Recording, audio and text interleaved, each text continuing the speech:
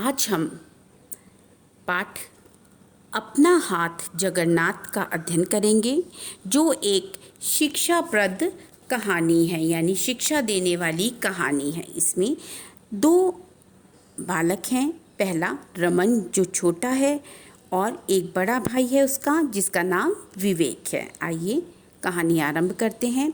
रमन अपने बड़े भाई विवेक के पास पहली बार शहर आया था। उसे गांव की याद आ रही थी। शहर में पहले ही दिन उसे बुरा लग रहा था। विवेक भैया कचहरी से 5 बजे से पहले नहीं लौटेंगे। कहकर गए थे कि कुछ काम हो तो मुझे फ़ोन कर लेना। खाना पका रखा है, पानी भरा रखा है, पर रमन का मन नहीं कि वह कुछ खाए या पिए। घर में अकेलापन उसे काटने को दौड़ रहा था, यानी वह उस घर में बोर हो रहा था क्योंकि वह अकेला था। और उसको शहर, पहली बार वो गांव से शहर आया था, अपने माता पिता को गांव छोड़ के अपने बड़े भाई के पास शहर में आया था। रमन को बाबूजी पर गुस्सा आ रहा था। उन्होंने ही जिद करके उसे विवेक के पास शहर भेजा था। कहते थे शहर के स्कूल में पढ़ोगे तो जिंदगी बन जाएगी। बड़े भैया 2 साल से वहाँ कचहरी में वकालत कर रहे हैं। उन्हीं के पास रहकर पढ़ लेगा रमन, परंतु यहाँ तो वह बोर हो रहा है। यानी रमन को अपने पिता पर गुस्सा आ रहा था, जिन्होंने जिद कर रमन को विवेक के पास भेजा, रमन के बड़े भाई के पास शहर भेजा कि शहर के स्कूलों में अच्छी पढ़ाई होती है तो रमन की ज़िंदगी बन जाएगी। परंतु आज रमन को उन पर गुस्सा आ रहा था। फिर एकाएक रमन को अम्मा का चेहरा याद आया। फिर एकाएक रमन को अम्मा का चेहरा नज़र आया। रुआसी होकर अम्मा बोली थी, बेटा भैया की तरह पढ़ लिख कर बड़े आदमी बनोगे तो हमें बहुत अच्छा लगेगा। भैया की बात सुनना, उनका ख्याल रखना। बात सुनना इस बात से ज़्यादा ज़रूरी था।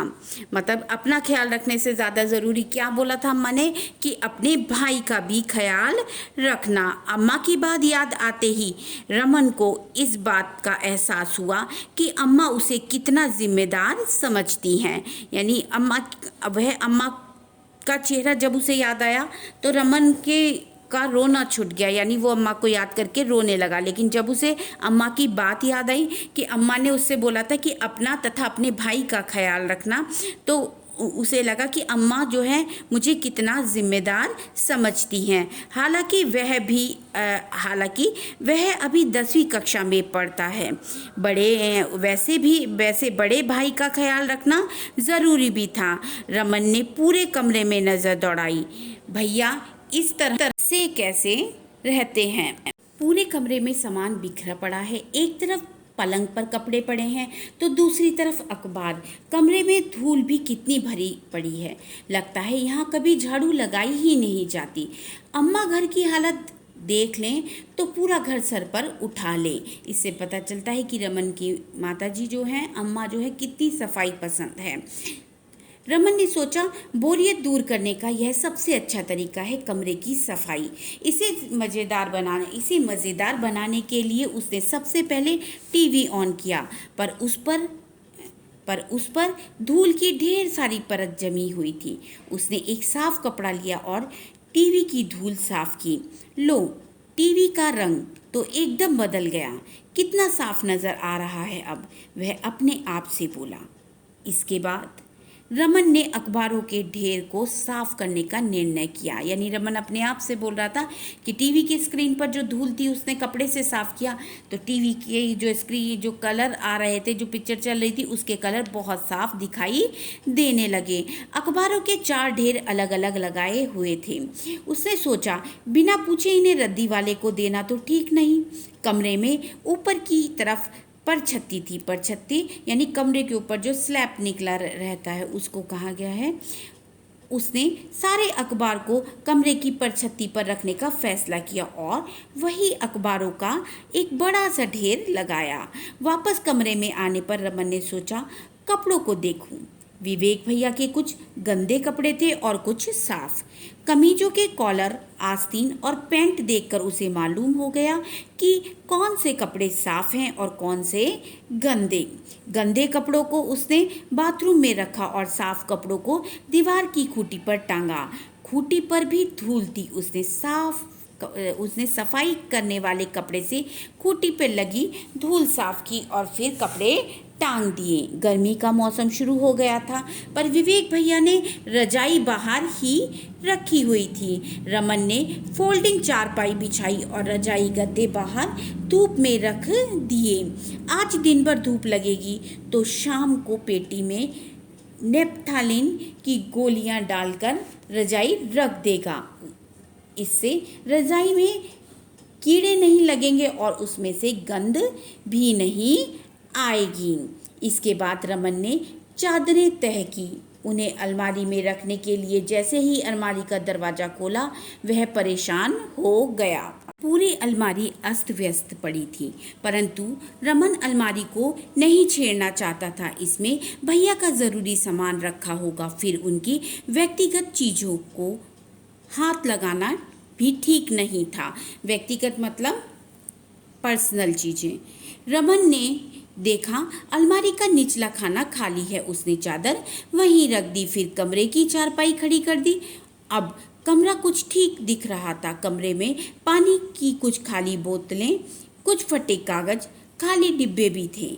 उन्हें रमन ने बाहर कूड़े में फेंक दिया। फिर भैया के पढ़ने वाली मेज के पास गया।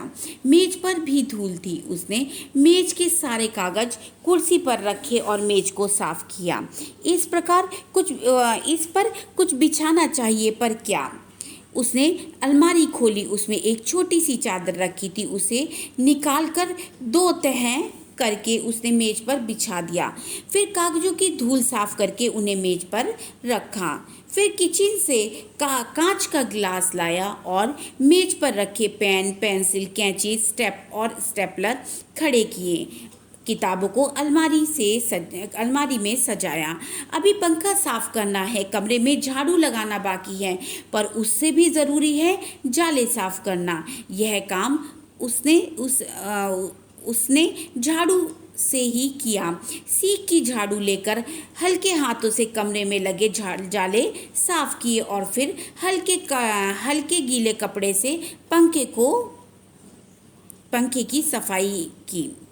इन दोनों कामों के लिए उसने कुर्सी का इस्तेमाल किया। कुर्सी पर चढ़कर ही उसने छत और पंखे तक पहुंचा जा सकता था। कुर्सी पर चढ़कर ही वह छत और पंखे तक पहुंच सकता था। रमन कुछ थका महसूस कर रहा था। उसने सोचा 1 कप चाय पीकर झाड़ू लगाई जाए।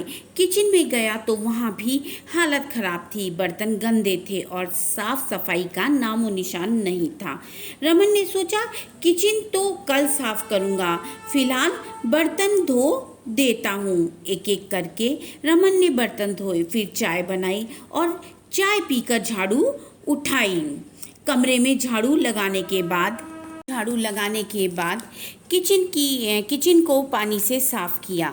अगर कमरा रोज साफ किया जाए तो उसे पोछा लगाने की ज़रूरत नहीं पड़ती, पर कमरे की हालत ऐसी थी कि बिना पोछे लगाए काम चल जाता। रमन ने कमरे में पोछा लगाया, फिर नहाने चला गया। सोचा भैया के भी कपड़े साफ कर दूं। गांव में कई बार बाबूजी के कपड़े भी धोया करता था। शाम को जब विवेक घर लौटा तो कमरे की काया पलट देखकर दंग रह गया। छोटे भाई से पूछा, क्यों रे, तू तो बड़ा सयाना हो गया है, इतना सब कैसे किया? रमन ने मुस्कुराकर कहा, भैया यह सब अम्मा ने सिखाया है। वह कहती है अपना काम अपने आप करना आना चाहिए। हाँ जानता हूँ, मुझे भी कहा करती थी, पर मैंने कभी यह सब नहीं किया। छोटे होने के बावजूद तू मुझसे ज़्यादा समझदार निकला। यहाँ पढ़ने तुम आए हो, पर असल में मुझे भी तुमसे सीखने की ज़रूरत है, विवेक ने कहा। फिर बोला, इतने काम का अब तुम्हें क्या इनाम मिलना चाहिए? उन्होंने एक पुस्तक उसे पढ़ने के लिए दी। पुस्तक देखकर रमन खुशी से उछल पड़ा। इस कहानी से हमें यह शिक्षा मिलती है कि हमें स्वच्छता से रहना चाहिए तथा पूरा मन लगाकर अपना काम करना चाहिए।